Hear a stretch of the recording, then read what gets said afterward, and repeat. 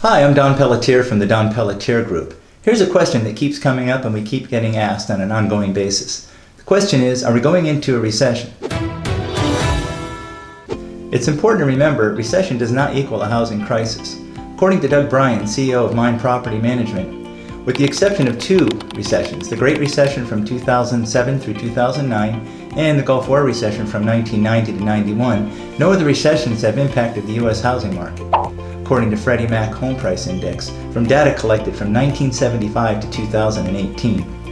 Here's an example of a graph from information from CoreLogic that shows just that. Obviously, the last crash of the housing market in 2008 saw a devastating decrease in home prices because of what was happening back then. In 2008, loans that were rated as D loans were being sold as A loans.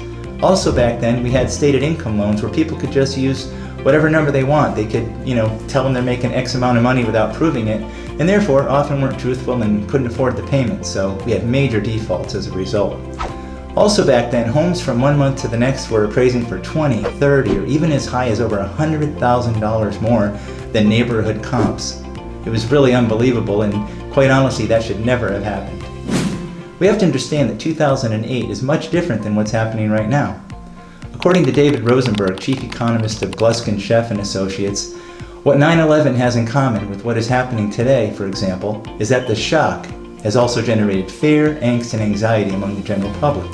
People avoided crowds back then as they believed another terrorist attack was coming and are reacting pretty much the same way today to avoid getting COVID-19. The same parts of the economy are also under pressure. Airlines, leisure, hospitality, restaurants, entertainment, consumer discretionary services in general. It's as though all of those services are on pause, so our economy has been put on pause as people are sheltering in place. So if we compare this to 9/11 and the dot-com crash, we see that the S&P 500 dropping drastically from September of 2000 all the way through October of 2002. However, at the same time, we see an increase in annual home price appreciation ranging from 6.6 to 8.6%. So obviously this is very different from what we saw in 2008 or 2001. Another common question we're getting is, what's happening now is going to look like what happened in 2008 housing market crash? Well, if you look at the annual home price appreciation 6 years leading up to 2008 crash, from 2000 to 2005 for example, we saw an increase from 6.5 to 12.5%. So if you look at the annual appreciation rate 6 years prior to now, from 14 to 19, home prices have only ranged from 4.4 to 6.4%, which is nowhere near their all-time high. Really, the highest year in the last 6 years is not even equal to the lowest year leading up to the housing crash. Lastly, back in the crash in 2007, we had 8.2 months of supply of inventory on the market. And we know that having any more inventory than about 6 months puts us in a buyer's market. And now, today, we only have 3.1%, or 3.1 months worth of inventory, which means we're still in the seller's market.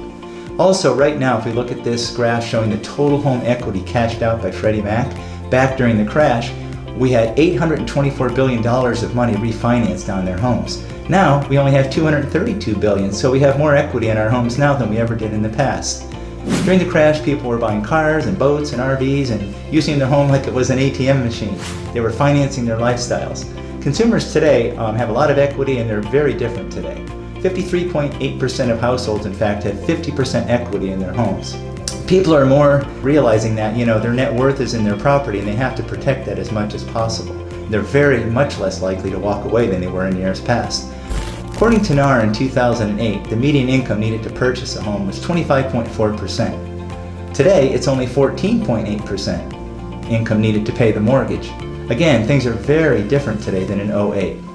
So if we look at all these things to compare 2008 to today, most of the factors that led up to the crash in 2008 just don't exist today. One thing that's different than in 2008 is the unemployment rate was 13.2%, and today we're at 20.6%. So that obviously is having a negative impact on the economy.